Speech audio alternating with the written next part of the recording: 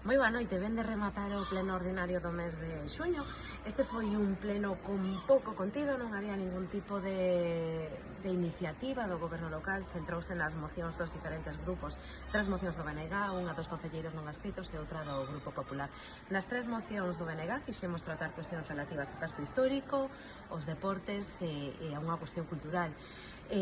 No referente ao casco histórico, trouxemos a debate diferentes cuestións como a mobilidade e o aparcamento na Praza Fernán Pérez de Andrade, aqueles investimentos que se fixeron no último tempo e como estes investimentos non conseguiron cambiar a dinámica de despoboamento no casco.